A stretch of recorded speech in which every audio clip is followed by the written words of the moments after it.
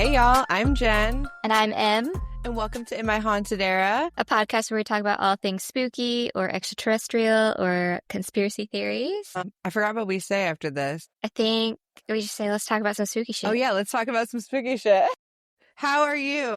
I am okay. It is Monday, took a mental health day, didn't work, so I'm okay. So it's a Monday. Yeah. It's a very Monday. But at least you took the day off. That's important to know when you need to like recharge. And Oh yeah, and my team was really great, so that's awesome. We'll see how tomorrow goes. How are you? You've had a busy month. Yeah, we're finally back in the United States. We're actually recording this episode again because we recorded it while I was in London, and I guess the internet was shit because only M's part recorded. Mine went up to 10 minutes and then it stopped, and we could not recover any of my portion of it. So it's just M going, yeah, whoa, for like 30 minutes on my section. And I didn't think that was a very interesting podcast to listen to.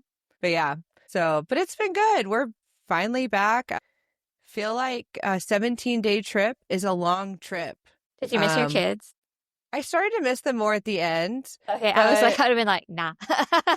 I hate to say that. It's not that I didn't miss them. It's just I really try to enjoy the time that I have with my husband. And when we have opportunities to do things just the two of us and go on adventures, I really try to focus on that and not so much that I miss my kids. I mean, obviously I do, but would I have wanted to take them with us? Fuck no. Yeah, no.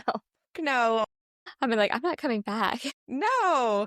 You know, if I didn't have kids, I heard that Scotland was taking American asylum seekers. So if I did not have kids, my ass would still be in the Scottish Highlands. I can damn guarantee you that. I can guarantee that. But it was the most beautiful place. We went to London for 5 days, went to Birmingham for Kevin's Rocket League major. Yeah, I forgot that was why that was the whole point that we went, but we made it like a whole ass thing. And so we were there for 4 days, and then we did Scotland for 6 days. We rented a car and we drove all throughout the Scottish Highlands. And so it was really two different trips in one, because one was very city-based, and we took the underground and hopped around to major landmarks and seeing as much as we could of London in that time. Walked a lot. We walked like 9 miles a day. Oof. We were fucking hustling. And then the next half was just more nature focused and on the road. And it was really fun, the dynamic of that. Yeah, I love that. I know. It was really cool. Y'all visited a couple places that we've spoken about. Did y'all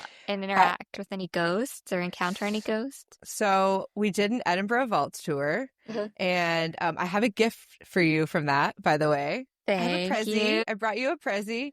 And I was disappointed. Really? In the tour. So I did so much research, and when I'm looking up the different ghosts and spirits that inhabit the vaults, none of those were mentioned in this tour. And I don't know if it's just this tour owned this section of the vaults. So I don't know if there's another section of it that a different tour group owns and operates on, and maybe that's where those ones are. But I just felt like in all my research, these were mentioned on so many websites. Like if you ask ChatGPT will tell you exactly the ghosts that I would find on these websites. So it was just interesting. And it was kind of, I mean, I knew it would be cheesy, right? Like she really amped it up, and that's fun, right? Oh yeah. That's fun.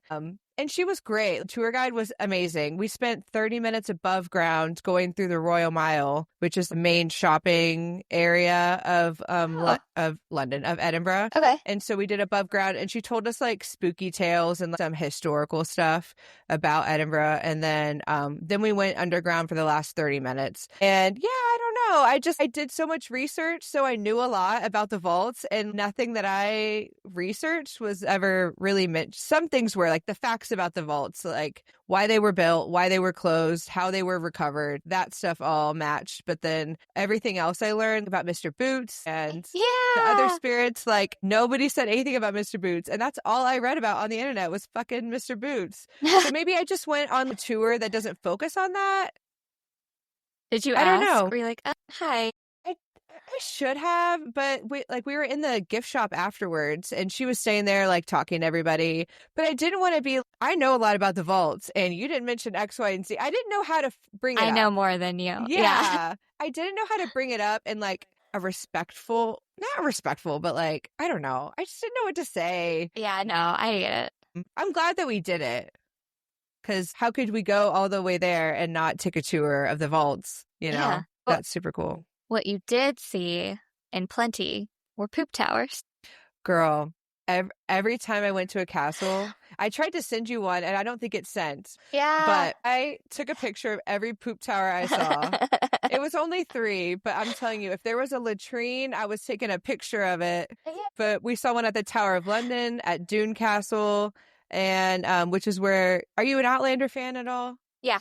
Okay. I've seen, I don't know how many seasons there are now, but I know I saw all the ones that were available on Netflix. Yeah. And then, yeah. I don't know how many there are. I'm actually a few seasons behind. But yeah, so we went to Dune Castle, which is Castle Leoch, which is where they take Claire when they first, it's like the seat of Clan Mackenzie. And so we went there. And they also filmed Monty Python there, which was kind of funny. Yeah. Oh, I didn't know that. Yeah, but they had a poop tower. And then we went to Urquhart Castle, which is right on Loch Ness. And did you look for Loch Ness? I looked for Nessie. Nessie? I looked for Nessie, and she did not show herself. I was really disappointed. And we made it to the visitor center where you could learn more about Loch Ness. And I really wanted to learn more about the lore of Nessie. Yeah. And we didn't make it in time. So, yeah, we didn't end up going. I didn't learn any more about Nessie, but I'm planning on doing Nessie for a future cryptid episode since I went there. But Loch Ness itself was beautiful. There are so many lochs in Scotland, and when we were driving around, like, you're pretty much always by a loch. And the water's so blue. Yep. It was fucking beautiful. And we saw the poop towers, and I felt like we saw so many things. That's awesome. And then listeners, Jen also had a huge milestone happen while she was in Scotland. We closed on our home while we were in London. Yeah. We finally closed on our home. And I haven't seen it yet since we've been back, but Kevin has. So now we're just in the process of packing and moving. We have until the end of May to be out of our rental. Oh, okay, so we're kind of taking our time. That'll be awesome. I'm excited for y'all. Your mother-in-law posted a photo of the exterior of the house, and I was like, oh, it looks so pretty. So I can't wait to see it. Oh, yeah. I haven't shown you a picture. Yeah. No, it's beautiful. Yeah. We're going to have a housewarming party and stuff in June, so you guys will have to come. All right. We'll be there. When we get everything all unpacked-ish. Perfect. But yeah. Well, I don't remember who's going first. Did you go first? Okay. I did. If we want to just keep that we'll just going. Keep that going. So we promised you guys a university themed episode, and that is what we recorded, and we're re-recording. Yeah. Hopefully we can hit all the same. I don't know. We'll see how it goes. We'll make it better. I haven't revisited this. Yeah, right? It's new to me. It's like a new story to me for both stories. For sure. But I researched Gettysburg College, which is nestled in the historic town of Gettysburg, Pennsylvania. And it's an institution steeped in rich history, marked by moments of profound significance, somber tragedies, and tales that whisper of the supernatural. So we are going to go on a journey that delves deeper into the college's origins, its experiences during tumultuous times, and the spectral legends that continue to intrigue and mystify. Spectral legends. I love Isn't that beautiful? Because as you know, Gettysburg is not full of fun and joy in our country's history. So no, I think some bad shit happened there. Yeah, so you can't imagine that the college would be all haunted by happy ghosts. Yeah. So Gettysburg College was established in 1832 by Samuel Simon Schmucker. I love that. Schmucker, a prominent Lutheran theologian. Gettysburg College was originally known as Pennsylvania College. Yeah. And its inception aimed to provide a classical liberal arts education grounded in Lutheran principles. So, of course, I loved it because I was a liberal arts major. Of course. If you didn't know. The college's strategic location near the Mason-Dixon line positioned it uniquely during the antebellum period, attracting students from both northern and southern states. So we're diversifying. Diversify. It's liberal arts, of course. Of course, you have to. In its early years, the college faced challenges typical of institutions, so including financial constraints and the task of building a reputable faculty. Despite these hurdles, it steadily grew, expanding its curriculum and facilities to accommodate a diverse student body, like I said. The establishment of the Alumni Association in 1835 stands as one of the earliest such organizations in the whole United States, reflecting the institution's commitment to fostering a lifelong community among its graduates. And I think we spoke last time about how, like, 1830s were like, damn, that's old. But you just got back. And I remember last year when I was traveling to Ireland, I was like, this shit is older than our country. Dude, and so this doesn't feel old to me anymore. I know. That was our marker for everything whenever we would go to when we were at the Tower of London or seeing any kind of like old place, we were like, okay, so this was 1740. This was before the Declaration of Independence, or this was before the Civil War. Like, that was kind of our marker for like, how old is this shit? And pre-America is way more interesting to me than anything within the last, how old is our country? Like, so 300? This is a crazy question. Yes, 300. Okay, so we got this tea. We usually get, what is it, like Bigelow, Bigelo? I don't know how to spell it. Oh, you meant real tea, not gossip. I was yeah. Gossip. No, actual tea. We drink green tea every morning. Oh, I love that. And we ordered groceries online and they had to do a substitution. So we got Twinings tea. Oh, no. I can't taste the difference. I don't really care. I think the Bigelow or Bigelow. I don't know what it is. I assume Bigelow. Yeah. Yeah, Bigelow. But so Twinings on the thing says that they've been making tea for 300 years. And I was like, interesting. And so I was just like, what was 300 years ago? So 1700s, right? Yeah. And I was like, okay, so it's about as old as the country. And then I was like, did they use Twinings tea in the Boston Tea Party? I know. I was about to say, did they dump that shit in the harbor? So that was my first funny. thought, too. That was my first thought. But I remember one morning, we wake up at like 6, we have tea, we watch the news, and I was sitting. That's so nice. I reading love that routine. I was reading the little tea tag, and it was like, Twinings tea for 300 years. And I was like, holy shit. So I Googled, what was 300 years ago? I wonder if you could find out what tea they dumped in the harbor. Yeah, I'm sure. Oh, man. Well, maybe I'll do an episode just about the Boston Tea Party. Dude, you should. I bet there's some sort of paranormal aspect to it. There's gotta be. But anyway, Twinings tea. So it's older than this college. Older than this college. Tea brand that I'm drinking right now is older than this college. Damn. Okay, so I'm trying to see. So the summer of 1863 brought unforeseen challenges to Gettysburg College as the Civil War's tides reached the town. So here we go. Yikes. During the pivotal Battle of Gettysburg, which was July 1st through 3rd, 1863, the college's Pennsylvania Hall, affectionately termed Old Dorm, was repurposed as a hospital for wounded soldiers from both the Union and Confederate armies. So remember Pennsylvania Hall, because we will be talking about Pennsylvania Hall. The building's sturdy walls bore witness to the harrowing realities of war, with makeshift surgeries and the anguished cries of the injured echoing through its halls. Damn. Yeah, Terrible. that shit lasts. Yep. The immediate aftermath of the battle left an indelible mark on the college community. Obviously, they all needed trauma therapists. Yeah, absolutely. But of course they didn't have that. That's not, anyway. No, they didn't have that shit. Faculty and students alike were thrust into the roles of caregivers, tending to the wounded and grappling with the war's profound human cost. This period underscored the college's resilience and commitment to service amid national turmoil, which, great. So happy that you were able to step into that role. Not your job. Yeah. No, not your job. And not your job. Not at all. And that's something like I've been talking about at work. And it's just like, hey, I pay somebody to hear me yap about this. So you don't I'm happy you're concerned. It's just not you don't have to do that. Yeah. It's just so interesting. I'm like, I don't know, because that probably just started all this generational trauma. Oh my God. I know. That's all I can think about. That is so true. That cascading, of taking care of people and their trauma, and it just sucked. That does suck. War is not good. There's a whole song about it. War's bad. Yeah. War bad. What is it good for? Absolutely nothing. Absolutely nothing. Literally. So, following the Civil War, Gettysburg College embarked on a path of recovery and growth. So healthy. Late 19th and 20th centuries saw significant milestones. So, 1883, the college opened its doors to female students. 1883? That's pretty early for that. Yeah, marking a progressive step toward inclusivity in higher education. As you know, this was a liberal arts college. So, yeah. I mean, that kind of makes sense why they'd be more progressive than... For sure. And then 1897, the inaugural issue of the student newspaper was published, fostering a platform for student expression in journalism. Another very cool thing, because I don't think they were listening to students very much back then. They weren't old enough. They were white enough, but not old enough. 21. So true. Sorry, is that too No, it's true. Is that too problematic? We're still having trouble listening to accurate news. Good God. We're still having trouble. Yeah.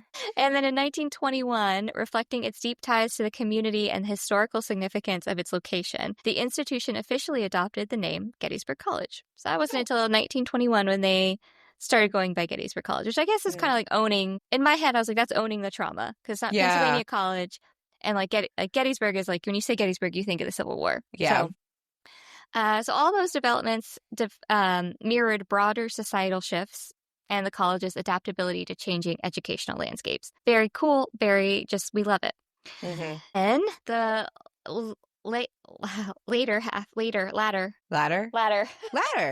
I'm reading it. I'm like, that doesn't look like later. The latter half of the 20th century and the early 21st century have characterized by continued academic excellence and infrastructural advancements. In 1858, the establishment of the Honor Code reinforced the college's dedication to academic integrity and ethical conduct. In 1991, the arrows work. The college awarded its first Lincoln Prize to filmmaker Ken Burns for his documentary The Civil War, highlighting Gettysburg College's commitment to historical scholarship, and highlighted Pennsylvania Hall. Because that was a makeshift hospital. Remember Pennsylvania Hall. Remember Pennsylvania Hall. 2005, the restoration of the Majestic Theater to its 1925 grandeur provided both the college and the Gettysburg community with a premier performing arts venue. Back to the liberal arts roots. We love to see it. We love to see it. Today, Gettysburg College stands as a distinguished liberal arts institution offering comprehensive curriculum and fostering a community dedicated to impactful scholarships and civic engagement. Doing great things, not without its tragedies and haunting legacies. Here we go. Buckle up. God. Obviously, the scars of the Civil War left an indelible imprint on Gettysburg College, not only in its historical records, but also in the spectral tales that have emerged over the years. The convergence of intense human suffering, God, that line alone, and the passage of time has given rise to numerous ghost stories that continue to captivate and mystify. So, first we're going to visit Stevens Hall, particularly a ghost called, or referred to as the Blue Boy. The Blue Boy? Oh. The Blue Boy. This one's actually really sad. Yeah.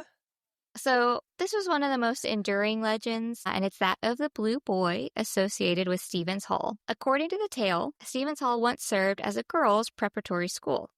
Okay. And on one frigid night, a young boy, possibly an orphan, who was seeking refuge, was hidden by the girls in their room. To avoid detection by the headmistress, they concealed him on the window ledge. This is Pennsylvania. Poor baby. Poor baby. After the headmistress departed, they discovered the boy had vanished into the cold night. Subsequent sightings described a blue-faced apparition of a boy appearing at windows, and it's just a chilling reminder of his tragic fate. He was never found. The girls just assumed he either, if he fell, he went off because they didn't find a body. Yeah. But and how legend much has did that they he really froze. Yeah. And how much did they really look for him? Because I bet nobody knew he was missing. And what year was that?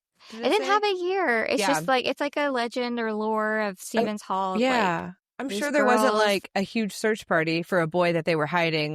They probably didn't admit that they were hiding. They probably just did a cursory search of the immediate area to see if they could find him. Poor thing. But he still shows up. Says, hey, you forgot about me, bitches. Bitch. So we have the Phantoms of Pennsylvania Hall. Yeah.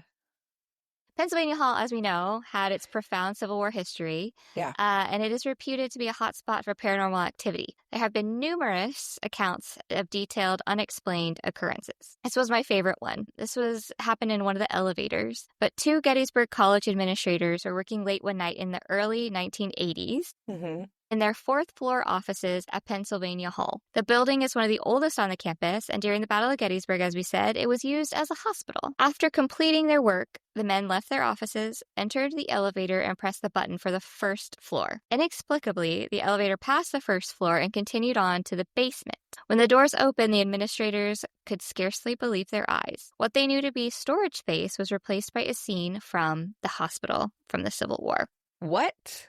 Dead and dying men were lying about on the floor. Blood-covered doctors and orderlies were rushing about chaotically, trying desperately to save lives. But no sound emanated from the ghostly sight. Oh Both my administrators saw it clearly. Both reported not hearing anything, just seeing everything. Oh my gosh. So immediately upon reaching the main floor, the two administrators hurried to the campus security office, which was about 100 yards away, thinking that this was a fraternity prank. Yeah. Because, I mean, if you saw something like that, that's your an mind's just trying to elaborate make fucking sense prank. of it. Yeah, but I think they were just really trying to make sense for of, sure. like, what did we just see? What could this possibly be besides what it might actually be? Yeah. So they thought that, and then the guard on duty, who's now the chief of security at the college, ran to the building to investigate. But when he reached the basement, there was nothing there. So it was like a time slip. Yeah, that's what I thought. Time slips are so fucking fascinating. This little glitch was just like, and that, golly, I don't think I'd go back to work. I'd be like, I'm good. I think I'd go back. I'd be like, oh, I keep going back to the basement. I would exclusively go back to the basement and show me. Try and see if I could see that again. I guess I'm a little fucked up. And they recently interviewed the chief of security. So his name is Timon Lin, Timon, Timon Lin. Timon. That's a name. And he remembered the incident and said, I would have to say that something frightened them. I can't explain it, although I don't believe in ghosts. I guess to a certain extent, I believe that they saw maybe what they said they saw only because I know them as credible people. So he's like, I don't believe in ghosts, but I believe these two humans because they were trustworthy people. And that, emotional bank account is there. Yeah, for sure. God. So this was related but separate, involving the same building. Another creepy thing that students on campus of Gettysburg College are likely to encounter is the apparition of a Civil War soldier standing guard on top. Oh yeah. I was like, I've told you this before, but I have. I literally have.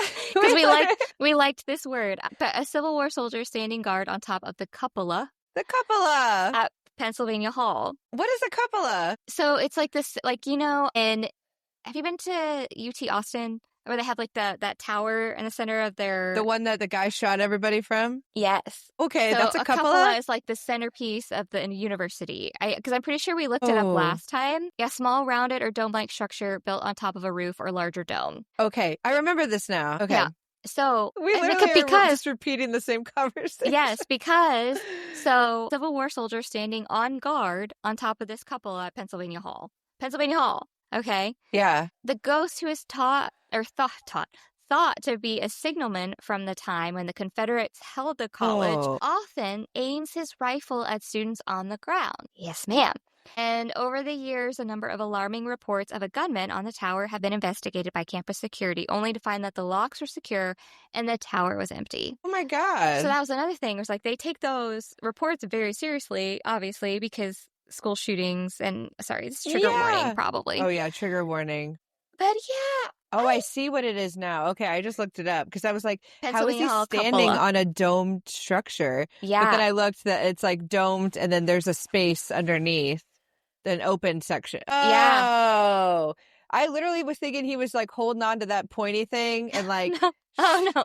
That's how literal my brain is. Yeah, just like a space or like a window or, people be reporting a ghost shooting a gun at them or pointing a gun at them, which is you should report that shit. Yeah.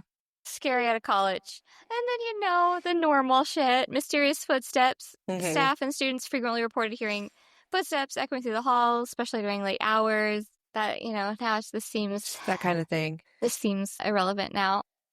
What? Why? No, I don't know. So I'm like, we could be done with Pennsylvania Hall. We could be done with Gettysburg. Just the normal haunting shit. Hanson's Hall is different. So Hanson Hall's unseen presence is not Pennsylvania Hall, different hall. It's another Gettysburg College reported haunted location, and it's had its share of eerie occurrences. Residents have repeatedly witnessed doors opening and closing on their own. Oh, I love that. Some have claimed to hear loud knocks in the dead of night only to find no one on the other side. I don't love that one. Piss me off. That would piss me the fuck off. They have reported sudden cold spots. They've described unexpected chills in certain areas of the dorm, often accompanied by the unsettling feeling of being watched. Terrifying.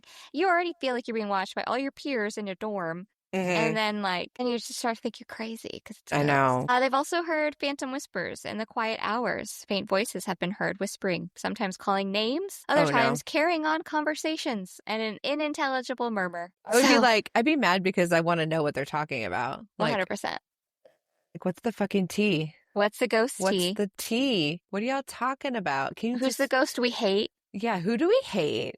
Yeah. The library is also haunted. Of course it is. It's called the Musselman Library, Mussel, Musselman. Okay. Musselman. Okay. I don't know how they say it. But it has been reported that books will fall from the shelves without explanation. Rude as hell.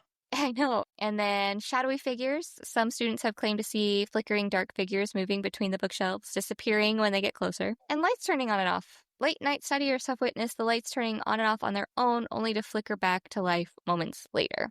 That shit would piss me off, too. It would just make me think I was crazy. I have a test at 7 a.m. Oh my God. This is prime time. Turn that light off one more fucking time, and I'm going to give you something to haunt. But, yes, so as long as students continue to walk its halls, as long as Pennsylvania Hall stands under the moonlight, and as long as whispers of the past drift through the corridors, Gettysburg College will remain a place where history and supernatural intertwine. Okay. So, nice. Yeah, it's just a spooky place, and it makes sense why it is. And I had told you, my family, we visited Gettysburg. Yeah. I didn't feel anything. I was a kid, and we were all just kids. We used to visit all these war sites, and I'm pretty sure my dad is autistic, so it's anything war related. That's his special interest. Yeah. So we were just and it was the place of the Gettysburg battle. Yeah. You could go onto the field, and there was a tunnel you had to get through. So you'd walk, and then there was this little tunnel, and then you go out in the field. And we were kids, so I was running around with my brother. My sister was older, so she was walking calmly, but we were just having a ball. Yeah. And my mom got to the tunnel, did not like it, and was like, I got really cold. I got a terrible feeling, and I could just see you guys being joyful and having fun on the field. And I thought to myself, I have to get them out because someone's mad. I was like, interesting. I can see that. So she did not go out on the field. She called us back. And did she go through the tunnel? No. She didn't even walk. She felt that before she got through the tunnel. Yeah, she was in the tunnel, all this. And she was like, we don't need to be here, especially in this state. So, and it was probably kids weren't respecting the grounds. I can see that. Yeah. I was like, we're this place where a bunch of people died. Yeah. And so she was like, we need to go. And wow. Yeah. So my mom felt something that time. Yeah. Nobody else, but she talked about that a lot when we were growing up. She's like, no. She's like, I knew we didn't need to be there. And I was like, wow. Yeah. That's crazy. We went to the Culloden battlefield. Ooh, did you feel anything? No. I don't feel anything. I feel nothing anywhere. We stayed in a haunted castle too. I feel nothing. Did nothing Kevin? happened. Yeah. Oh, no, he didn't. Of course not. And I even summoned her. I tried to summon the ghost. We got a little tour. I'm going to do the story. It's called Tulloch Castle. I'm going to do it as a episode here soon. Probably the next time we record. Yay! But when I got there, I asked about the history, and I forgot what clan, not KKK, but Scottish clan. So you have to preface that. CLAN. Yeah, CLAN, Scottish clan. I forgot which one not owns it now, but maintains the history of it. But they had a book, a little binder that had all this written history back to the year 1000. Wow. For this castle. So I took pictures there. I was like, can I take photos of this? And so it's all of the history, a timeline of everything, of who owned the castle, when things happened. And so I have so much history straight from the castle itself to talk about. And on top of it has a lot of spooky things that happen there. Cool. Not to me, but to other people, apparently. Nice. So yeah. But yeah, nothing happens to me ever. But something happened to Kevin the other day. The other day? On last Monday, when we got back last Sunday night. So last Monday, he's streaming, right? So I'm with the kids. Me and the kids go to the park. We come back because I have to go pick up the groceries. So we're back for a second. Nobody's crying. Nobody's upset. We just walk in and I get my keys and we get in the car and we drive to the HEB to pick up the groceries. So I call Kevin when I'm there because he has the app on his phone. So I got to tell him what spot I'm in so they'll bring out the groceries. Yeah. And then he calls back and he's like, "Are the kids with you?" And I'm like, "Yeah, they're with me." And he's like, "There's been a kid crying here for 5-10 minutes and the dog has been barking the whole time." And Esty doesn't really bark. Like if someone knocks on the door, Yeah, she doesn't. like she doesn't really bark. She just doesn't. She's pretty chill. And she's like, the dog has been barking like crazy for the last, we've been gone maybe 5 minutes. So throughout this time that we were gone, he's just heard a kid crying. What? And it sounded like it was in the bathroom. His office is here and there's Yeah. a bathroom right behind on the other side of the wall. Yeah. So he said it sounded like the kid was in the bathroom just crying and the dog was just barking like crazy. He's like, go back and watch the VOD, the recording of his stream, because the music shouldn't be in the VOD. It'll just be his voice track and you Okay. should be able to hear anything behind it. So I went to go watch it a few days later and that whole section is muted. You can't even hear him. There's Shut no up. sound. Because I was like, I don't if by the crying, if it's one of my kids, which it couldn't have been because they were with They're me. with you. But I can absolutely tell if it's my kid or not that was crying, but I couldn't hear anything. And you see him looking around and he doesn't know that the kids are with me. So he's like, I got to go see what's going on because a kid's been crying for minutes here. Dude. And he leaves and walks around. He comes back and he's like, the kids aren't here. The kids are with Jen. Nobody's here. Bro, it's those dolls. Dude. It's the dolls. I'm looking at them like, what? Or maybe we brought something back. Man. Okay, I have to show you what your gift is Okay. to explain why I think we brought something back. Okay. What? So in the vaults, they have candles everywhere. And then the person will carry a candle around. Okay. But they've lit candles throughout the vaults for lighting purposes. And so what they do with the ones that are too small, they melt them down and they make a big candle of it.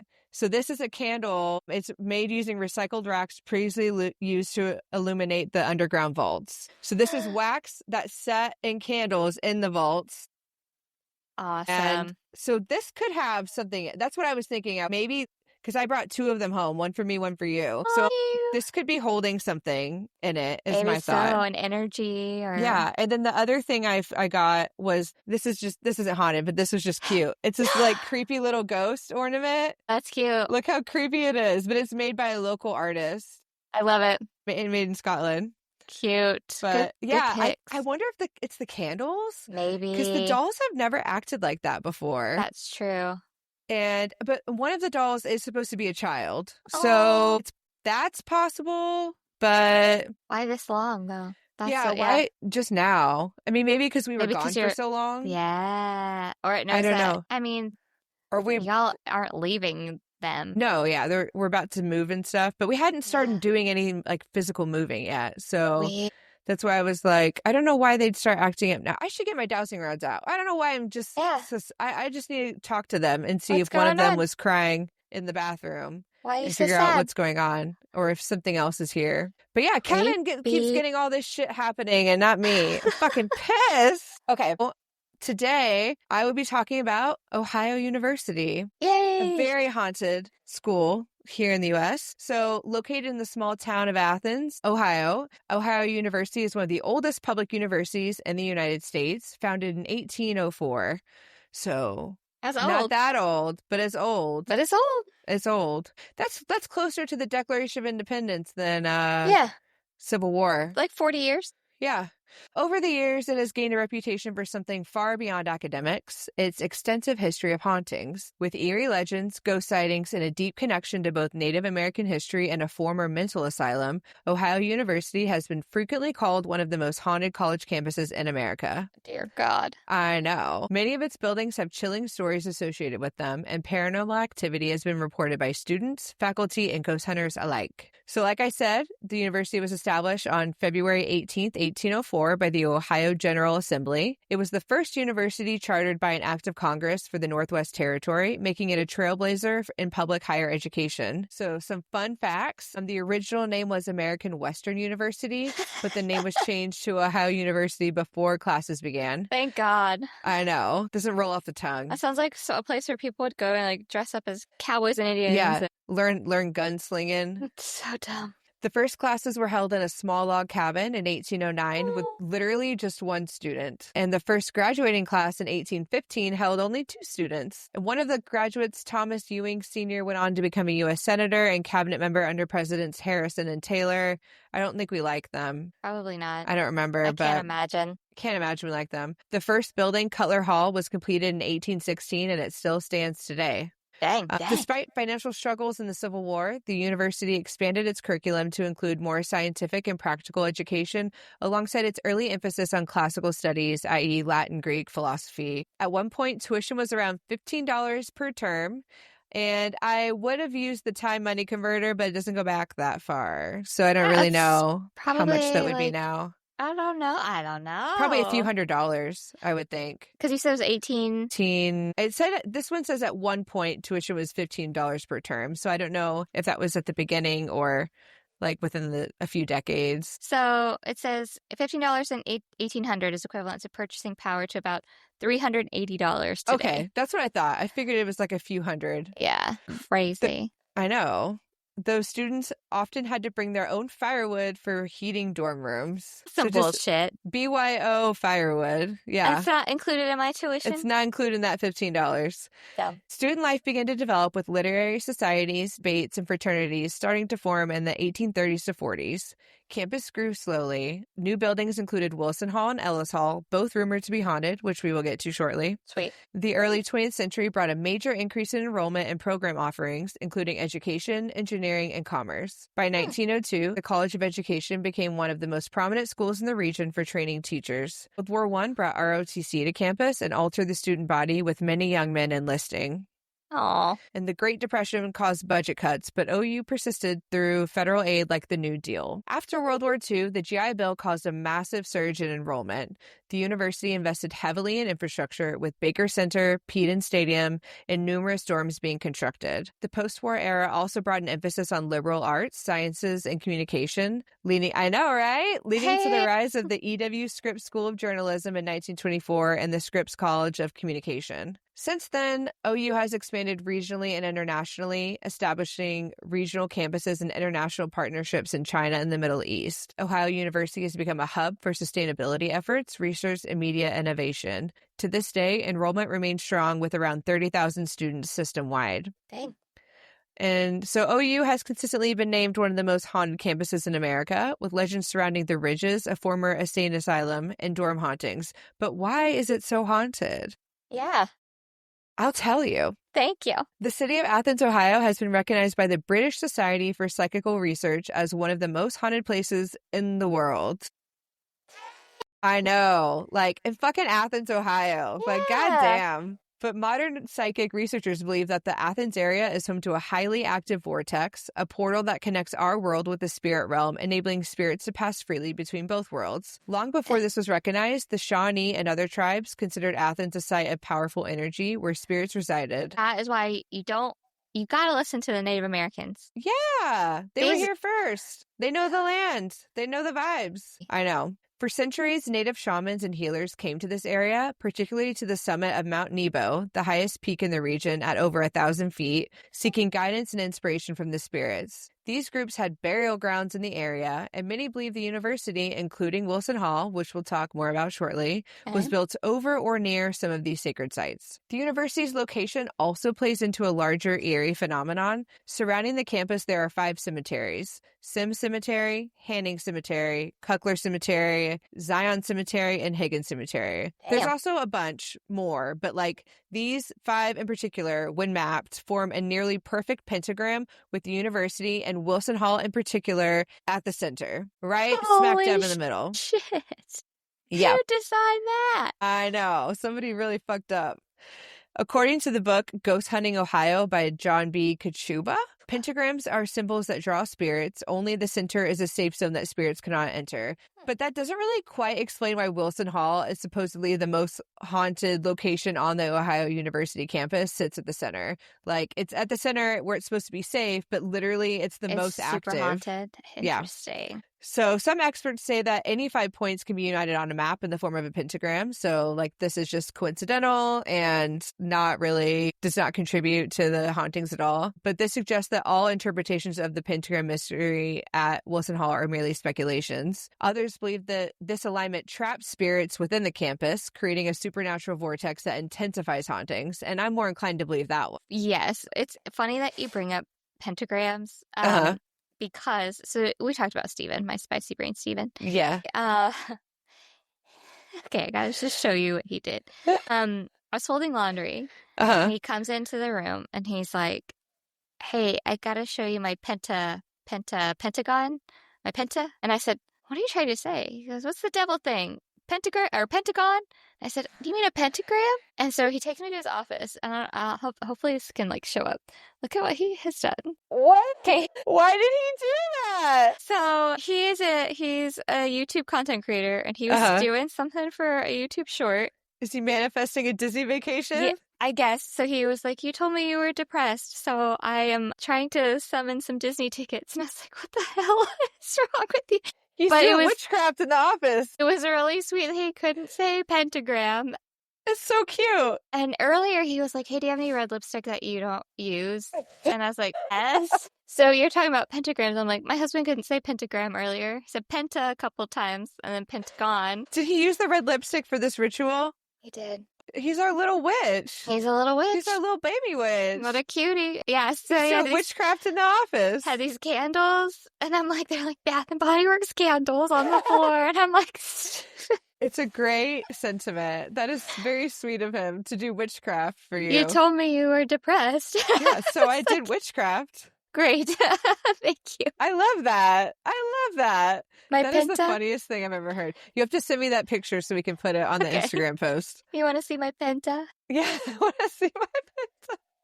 Oh my God. Oh Yeah. my God. Anyways, Sweet baby. so paranormal researchers claim that the energy from the cemeteries actually amplifies ghostly activity, which could explain the high frequency of ghostly encounters reported by students and visitors over the years. So now we'll get into the specific buildings that are haunted, but first we'll talk about the Ridges. So one of the most significant sources of hauntings on campus stems from the former Athens Lunatic Asylum, which operated from 1874 until its closure in 1993. Damn. I know, that bitch I didn't know lasted a they- long time.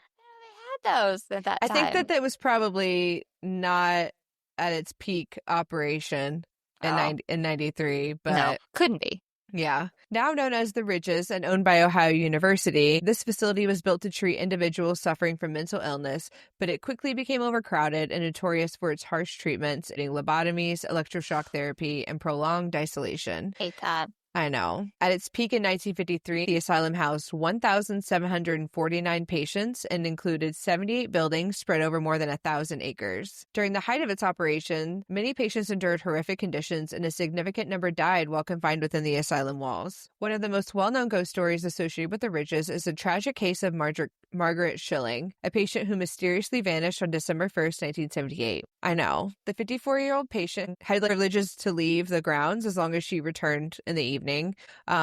But she disappeared. Despite searches by the hospital staff, she remained missing for over a month. 6 weeks later, a maintenance man found her body locked inside a sunlit room in an abandoned section of the asylum. Yeah. Wait, the door was locked? Yeah. So she had been locked in? Yeah. It's like she locked herself in. Yeah, that's what it sounds like. According to the book Haunted Ohio, she was lying naked on the cement floor beneath tall windows, arms crossed and legs composed as if she had deliberately settled herself in that posture. Some accounts say her clothes were folded neatly in a pile on the windowsill, but her remains had decomposed so significantly that a permanent stain of her body was left on the floor, a stain that remains visible to this day despite years of cleaning attempts. I know. Maintenance workers say that trying to scrub out the stain only darkens it. Visitors and staff who have toured the Ridges report eerie sensations when near the stain, along with unexplained noises, cold spots, and sightings of a spectral woman believed to be Margaret Schilling herself. Some have even claimed to see her ghost staring out of the asylum windows at night. Yeah. Beyond Margaret Schilling's haunted presence, the Ridges is also home to a cemetery where many over 1,900 patients were buried in graves marked only with numbers. Literally no names, just a number. Oh, jeez. I know. With so many forgotten and unclaimed souls resting there, it is no surprise that visitors often report phantom whispers, shadowy apparitions, and an overwhelming sense of sorrow and despair when walking through the grounds. Yeah. Students also report unexplained lights in the graveyard, I guess. Oh, my God. Yeah, I couldn't find an elaboration on that. But when the asylum closed in 1993, all land and buildings were donated to Ohio University. It was not long before renovation began and students began to attend classes at the Ridges. The Kennedy Museum of Art was established there, and plans were developed to turn the property into a mixed-use university development. As students began to spend time at the Ridges there, began reports of paranormal activity, including disembodied screams in the middle of the night, electric anomalies, rattling door handles, and vanishing spectral images. Some of these events occurred in the area where Margaret Schilling's remains were found and were thus attributed to her. Yeah, rattling door handles, go fuck yourself. Disembodied screams, it's not just voices in the night and like someone knocking on the door. It's someone trying to get in or out and literal screaming. It's chaos like that. I'm like, I'm just trying to live. I'm just trying to live. I'm sorry. But they were trying to live too. I guess, but damn. Be damn. kind. Be cool, man. Be Try cool, to bro. sleep. Yeah. Can you do this during the day? I'd be pissed. Yeah. Mostly out of annoyance. That's what's really sad about it. Maybe it's just my state of mind right now. I'm like, stop fucking annoying me. Yeah. And go fuck yourself. I don't have any corn. It's a fidget thing. I was wondering if that was corn. Yeah.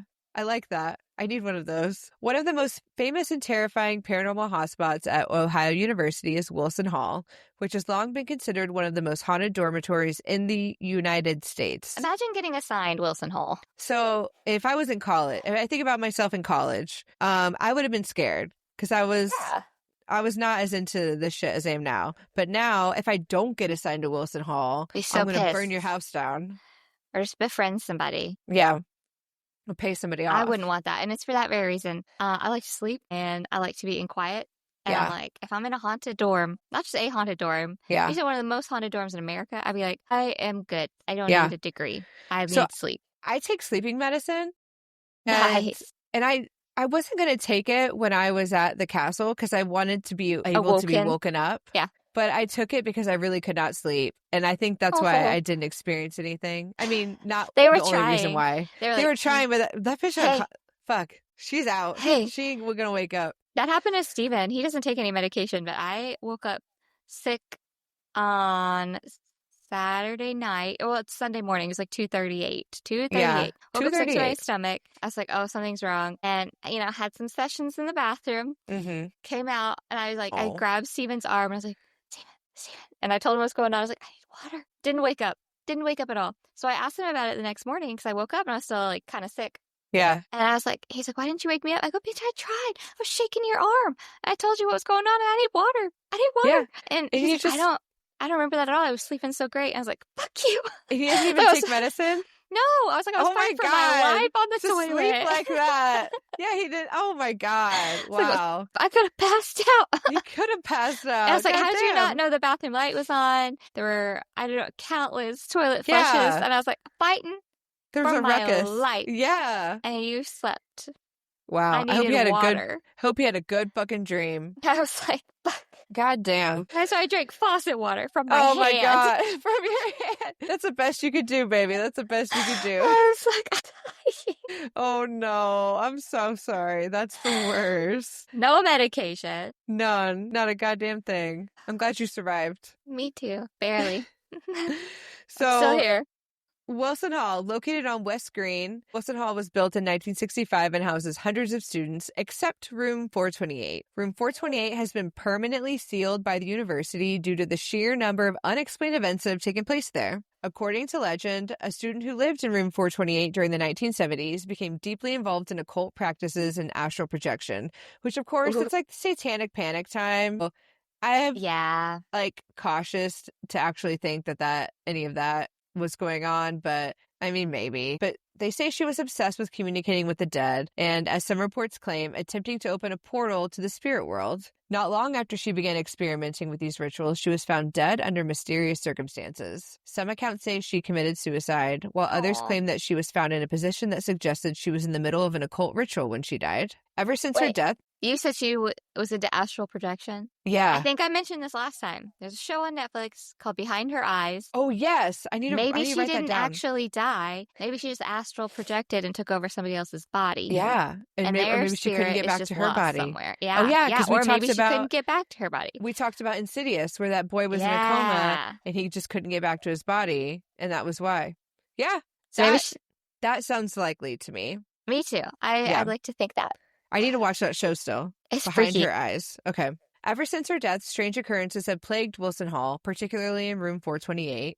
Students who lived in the room before it was sealed often reported doors slamming shut on their own, objects moving on their own, and disembodied voices whispering in the darkness. Some even claimed to have seen a dark figure standing at the foot of their beds at night. After several reports of objects flying off the shelves and shattering into the walls, the door slamming open and shut again and again, the university decided to seal the room permanently, making it the only dorm room on campus that students are not allowed to enter. The door of the room is also said to depict a very clear face of the devil within the wood staining. I'll post photos of this. Yes, please as do. well as the stain of Margaret Schilling. Yeah. We got a lot of pictures from this one. Steven's Penta. Penta. I'll post his Penta too. You want to see my Penta? Right. That's the cutest thing ever. He's like, I don't know what it's called. Pentagon?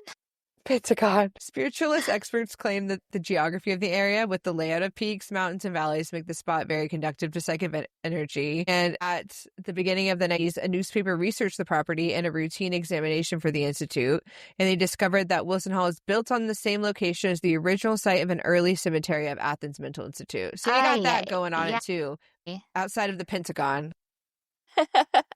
Jefferson Hall is one of the oldest dormitories on East Green. It is said to be haunted by a spirit known as the Woman in White. Of course, we have a woman in white. We got one wearing 90s clothing and wandering the halls. Many students have reported waking up in the middle of the night to find a ghostly woman standing at the foot of their beds, staring at them silently. The figure is always described as wearing an old-fashioned white dress and having a pale, almost translucent complexion. In addition to these disturbing sightings, students have reported other strange occurrences, such as lights flickering without explanation, sudden cold drafts, knocking sounds, and objects being moved or thrown across the room. Some believe that this ghost is the spirit of a former student, while others think she may have been a nurse from the Ridges who met an untimely end. A former resident of Jefferson Hall, Izzy Gibbs, a sophomore studying communication studies, reported experiencing unexplainable things. We were sleeping with all the windows open, and then I woke up, Gibbs said. All of the curtains were floating in the room. It was very eerie and ominous with the lighting. Then the door just kept opening and slamming and opening and slamming. I couldn't move. Oh? Yeah. I would drop out so quick. Yeah, I'd be like, can I move? I would just be like, chill out. Dude. Imagine having a hangover at your dorm. Or just imagine being drunk, fighting for your life. Yeah. And there's just a ghost. Like, please come back another day. I would just be like, can you fucking not?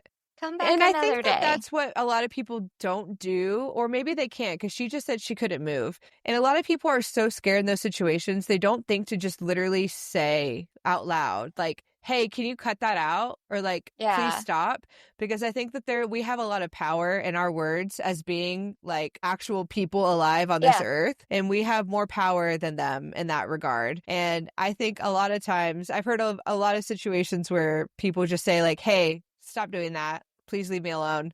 And a lot of times it stops. I mean, sometimes it won't, but it is worth saying like, can you fucking not? I'm fucking trying to sleep. I'm hungover as shit. I got a test in the morning. Like, I ain't got time for this. Respectfully, fuck right off. Respectfully, shut the fuck up. Leave me alone. But I think a lot of people don't think to do that because it sounds ridiculous to literally say at nothing like, hey, can you stop doing that? Because that's also scary to acknowledge that there's something there that could stop doing whatever they're doing. Oh, yeah. I get But that. I think that there's a lot of power in that. Just my thoughts. But one of the lesser known but incredibly eerie hauntings at Ohio University involves the sound of marbles mysteriously rolling across the floors in Jefferson Hall, a phenomenon that has baffled students for decades. Numerous residents have reported lying awake at night only to hear the unmistakable noise of glass marbles clinking and rolling above them, especially in rooms located on the top floor where no one should be walking above. Yikes. Yeah. These sounds often occur in the dead of night when the building is quiet, and despite extensive efforts to trace the source, no explanation has ever been found. Some students initially assumed it was just a prank, but when the noise persisted, even when the rooms above were empty or simply didn't exist,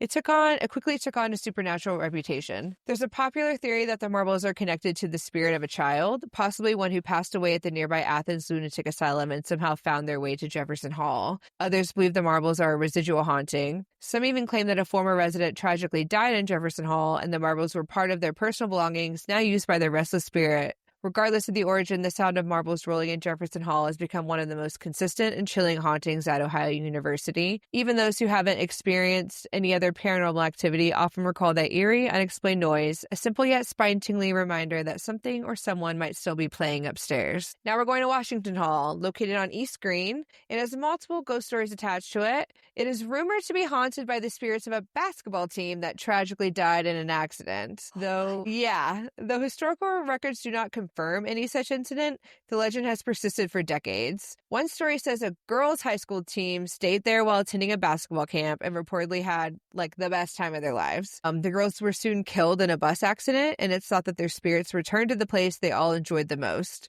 Reportedly, you can hear the bouncing of basketballs and laughter of the girls in the hallway over the arch that connects the hall with Reed Hall. So sad. I know. But another version focuses on the haunting on the top floor of the Washington Hall in the attic, which used to be a rec room when it was a men's dorm. Students living in Washington Hall often claim to hear the sound of basketballs bouncing in the hallways late at night, even when no one is there. Some have even reported seeing ghostly figures of men dressed in old-fashioned basketball uniforms appearing briefly before vanishing into thin air. So, like, we're talking those short, tight shorts? And that's what I'm thinking, baby. That is what I'm thinking. Okay, get it, ghosties. So Crawford Hall is enveloped in haunting tales, primarily centered around the tragic death of a student named Laura in the early 1990s.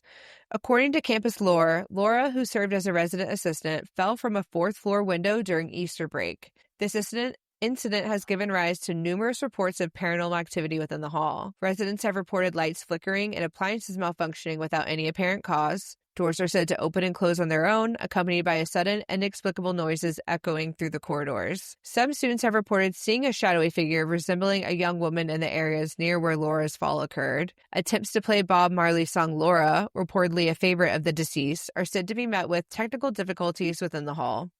And I know. An RA recounted being awakened by a shadowy figure who apologized for the disturbance before vanishing. Which is so sad. She sounds so nice. Upon investigation, no one was found, and it was later discovered that the encounter occurred near the spot where Laura had fallen. Dang. I know. So Bryan Hall was constructed in 1948 and has its own haunted reputation. Of course it does. Particularly on its fourth floor and within its bell tower. Residents on the fourth floor have reported hearing footsteps and noises emanating from the bell tower, despite it being locked and designated solely for storage. Students have experienced scratching sounds on doors and walls, as well as sightings of strange lights within the building. In 1998, an unexplained event occurred, affectionately known as the Great Wine Incident, or the Bryan Hall Wine Incident, involving a bottle of wine, leading to some to attribute the occurrence to the hall's ghostly presence. This is more of a funny story I read. I read this, I was like, oh, what's the Great Wine Incident? Thinking it was going to be a serious thing. And this is like the most humorous retelling of a very simple incident that occurred, but Awesome. I included it anyway because I loved it.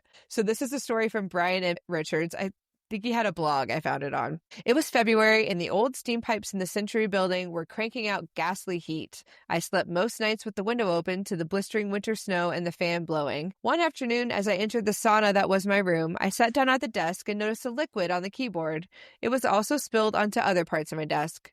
A quick sniff test revealed white wine. The last of my stash sat open on a dresser across the room. It was unopened when I left. A quarter of the bottle remained while the rest covered my desk and bed. The cork was found a good 5 feet across the room from the bottle wedged between my mattress and the wall. To this day, the bottle of wine remains a mystery. Interesting. I know. Somebody was mad. I love white wine. They spilled that wine. They fucking wasted that shit. I'd be really upset. Yeah, they must have been upset to waste some good wine. I mean, although if they're in college, it's probably not good wine. Let's be real. All wine is good wine. Yeah, it's probably like a wine cooler. I had a friend at work who was like, I have a bottle of Stella Rosa at home. And I was like, you mean the juice? Stella Rosa? Yeah. Like, I haven't had that since college. Yeah. Yeah, I wouldn't be bragging about that. Stella Rosa. I was like, yeah. Because I got the Trader Joe's $3 chuck. So. Oh, yeah. That shit's good, though. Girl, I know. There's nothing like a $3 chuck. So the Brown House, located at 2 University Terrace on Ohio's University campus, was constructed in 1928.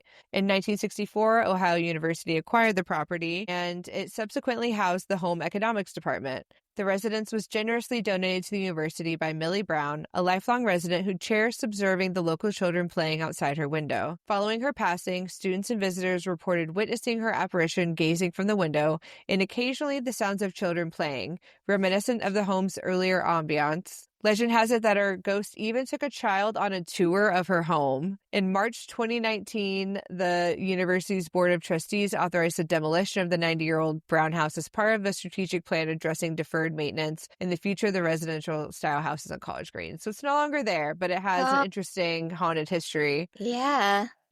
All right, we're almost done. Okay, Underground tunnels. Beneath Ohio University, there's an extensive network of underground tunnels that once served as passageways for maintenance workers and the university staff. These tunnels connected various buildings and were primarily used for steam heating. However, over time, they were abandoned and sealed off, fueling speculation that they are now home to ghostly entities. People who have managed to explore these tunnels, either through official tours or unauthorized visits, report experiencing shadow figures darting through the darkness, whispers echoing in the silence, and sudden, overwhelming feelings of dread. Some believe that the tunnels were used for secret society meetings or occult rituals, which could explain the strange activity reported there. Bush Hall, one of the older residence halls at Ohio University, has long been the subject of ghostly rumors and unexplained activity, as well as every other motherfucking building on this campus. Who goes to Ohio University? I know, literally. Shut it down. Do they have a degree in paranormal activity? Because, like, what you are could they get known one there. For? What is that? I don't know. I guess they have, like, was it journalism that I said? Or education. They have an education department that's pretty good. Yeah, particularly communications, journalism, business, and health professionals. Okay, so not education at all. Just kidding. I made that up. Interesting. So, though it may not be as famously haunted as Wilson or Jefferson Hall, it has its own creepy reputation. One of the most common stories involves phantom footsteps echoing through the hallways, particularly late at night when most residents are asleep.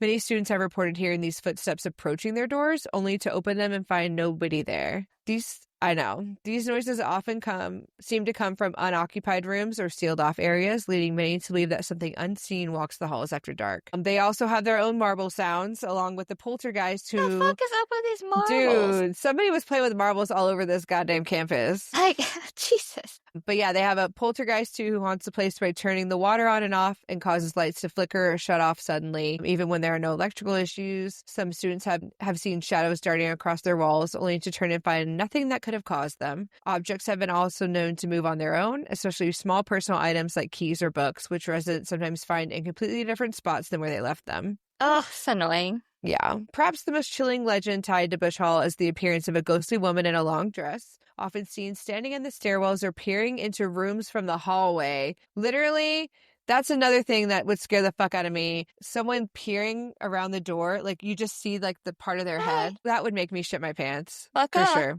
Yeah. Fuck right off. That would do it for me. No one is quite sure who she is, but some believe she may have been a student or staff member who died on campus under tragic circumstances, or maybe she was a nurse or a patient from the nearby ridges, because her old-fashioned clothing doesn't really match the modern era. So, haunted Greek houses. The Sigma Phi Epsilon House, located at 24 East Washington Street, is home to one of Athens' most notorious ghosts, Nicodemus. Constructed in the 19th century, this historic residence is said to have served as a station on the Underground Railroad, providing refuge to enslaved individuals seeking freedom. According to local legend, when townspeople discovered that the house was sheltering escaped slaves, they conducted a raid. During this incursion, Nicodemus, one of the fugitives, sought refuge in a concealed passageway within the house. As the search intensified, he attempted to flee to the basement but was tragically discovered and killed. Over the years, residents and visitors of the house have reported a series of unexplained phenomena attributed to Nicodemus's restless spirit. Occupants have described hearing scratching and whining noises emanating from the areas where hidden passageways once existed, suggesting an attempt to communicate or manifest his presence. Some individuals have reported feeling an unseen presence touch them, particularly in specific parts of the house, leading to unease among residents. There have been accounts of doors unlocking and opening on their own, as well as other objects moving without apparent cause. The haunting narrative of Nicodemus has persisted through various occupants of the house, including different fraternities and sororities. Notably, in the early 1970s, members of Zeta Tau Alpha sorority experienced numerous unexplained events, reinforcing the legend's prominence within the Ohio University community. And finally, the Delta Tau Delta fraternity house experienced a real fuck around and find out moment. They got a Ouija board. Worse. So they have been at the center of a well-known haunting narrative linked to an ill-advised prank involving a tombstone. Why the fuck? Yeah. According to local legend, members of the fraternity once removed a tombstone from the nearby cemetery, one of the pentagram cemeteries. That's so disrespectful. I know.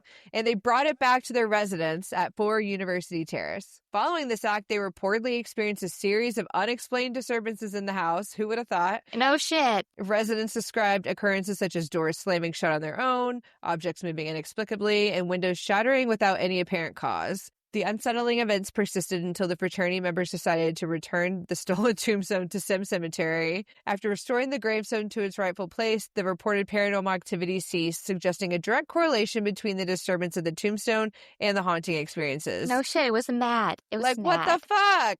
Literally, what kind of prank is that? So you pranked yourself. What year was that?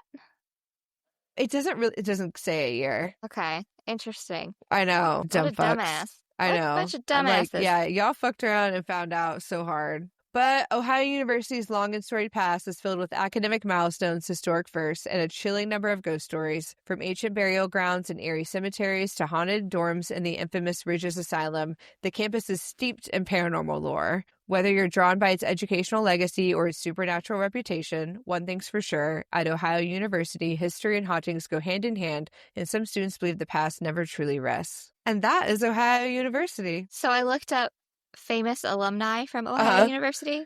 Paul Newman. Okay. Ed O'Neill, who was he was married to Gloria in Modern Family. Yeah. And he was at is it not Ted Bundy? Was it Ted? No, not. What was that show he was in the 90s? Oh, I don't remember. Oh, Married with Children. He's in Married with Children. Yeah. Okay, and then who else? Oh, Matt Lauer. Oh. I forgot about him. He was canceled so good. Everybody. Arsenio Hall. Okay. And then famous alumni from Gettysburg College. Not as great. A lot of Congress people. Yeah, the only name I really recognize is Jerry Spinelli, the author. Oh, yeah. Yeah. Yeah, that's the only one. Wow. But kind of interesting. Cool. Interesting. So if we ever meet Ed O'Neill, hey. Yeah. What did you experience? What dorms did you stay at and were you haunted? Yeah, I bet he has some stories. Pretty cool. Pretty crazy. But yeah, thank you guys for listening. And if you enjoyed this, or even if you didn't, please give us a follow on whatever platform you're listening on. You can also watch this episode in video form on YouTube. So if you would like and subscribe there, that would mean a lot. Yeah, follow us on all the socials, Instagram, TikTok. We're not on Facebook, are we? No. And we're not on X. So just Instagram and TikTok, the cool ones. Instagram and TikTok, yeah. The cool ones. At In My Haunted Era. Yes, ma'am. And send us your stories. We would love to read some of your stories and just personal experiences. Fun fact, a personal experience, not with me, but I had dinner with friends on Saturday night, and they both, together, had gotten mud facials at the Crescent Hotel. Oh. So my friend Megan, who is an avid listener of In My Haunted Era, she was like, hey, I've actually been to the Crescent Hotel, and I got mud masks there. Highly recommend. Holy hell. So, I guess we're going to get mud masks and do some ghost hunting. Thank you for listening, Megan. Thank you for telling me your little personal Thank story. you so much. Keep them coming. Yeah, but email us in myhauntedera at Gmail. Are we in my haunted era pod at in my haunted era pod at gmail.com? Yes, email us your stories. Yeah, and we'll read them on the episode when we gather enough of them. That'd be really cool. Yeah. All right. Well, thanks for listening, and we'll haunt you later.